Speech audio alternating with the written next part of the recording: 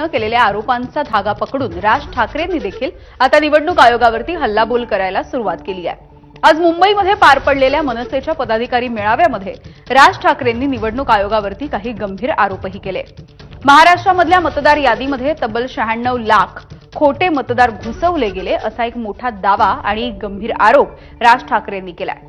यासोबतच बोगस मतदारांवरून सत्ताधारी पक्षांच्या आमदारांनी केलेल्या आरोपांचा दाखला देखील राज ठाकरेंनी दिला आणि याच मुद्द्यावरून राज ठाकरेंनी सत्ताधारी पक्षांना घेरलंय। अगदी खात्रीलायकरित्या समजलेली गोष्ट तुम्हाला सांगतो की आत्ताच्या या होणाऱ्या निवडणुकांना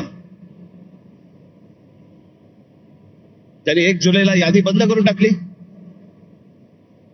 त्याच्या अगोदर काही काम म्हणजे विधानसभेला तर होतेच भरलेले, त्याच्यानंतर जवळपास 96 लाख खोटे मतदार महाराष्ट्राच्या यादीत भरलेत।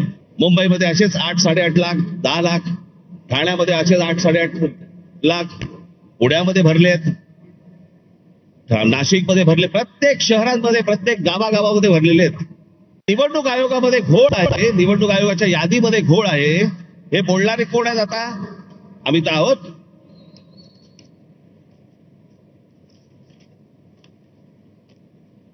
मी अजून 3 व्हिडिओ आणलेत। एक आहे सतीश चव्हाण, अजित पवार गट, दुसरे आहेत संजय गायकवाड, एकनाथ शिंदे गट, आणि तिसरे आहेत मंदा म्हात्रे, हे भाजपचे आहेत। हे तिघेही आमदार आहेत, हे तिघेही काय बोलतात ते ऐका। गंगापूर विधानसभा मतदारसंघात जवळपास 36,000 नावे दुबार आलेली आहेत। खरं तर मतदार यादीपासून ते निवडणूक निकाल लागेपर्यंत सगळे काम पारदर्शकपणे पार पडण्याचं काम हे निवडणूक आयोगानं करणं अपेक्षित आहे।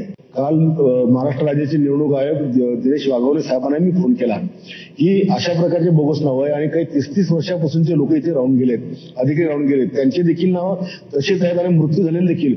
लोक इकडनं तिकडनं गावाकडनं आणून सकाळ सकाळ ते मतदान करूनही ते जातात, त्यामुळे उमेदवाराला त्याचा फटका बसू शकतो।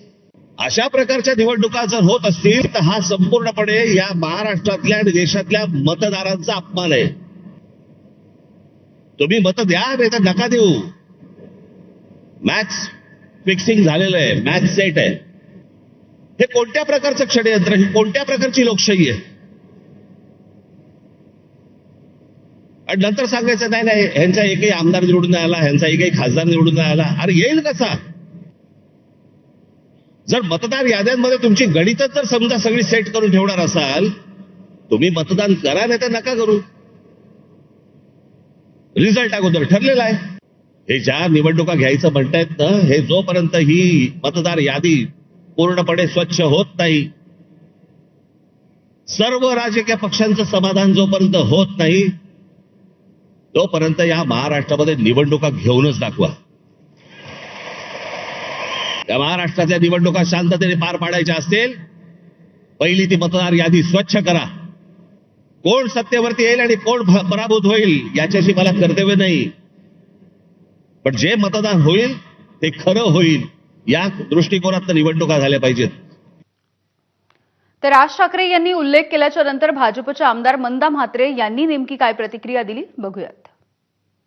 असं आहे की महाराष्ट्रामध्ये आता निवडणुका आल्यानंतर सगळ्या लोकांमध्ये जनजागृतीची चालली ती याद्यांची, मग त्याच्यामध्ये दुबार नावं, बोगस नावं, पण गेली 15-20 वर्ष झाली या याद्यांसाठी, म्हणजे याद्यांमध्ये घोळ आहे किंवा याद्यांमध्ये डुप्लिकेट नावं आहेत, यासाठी आम्ही सातत्याने प्रयत्न करतो।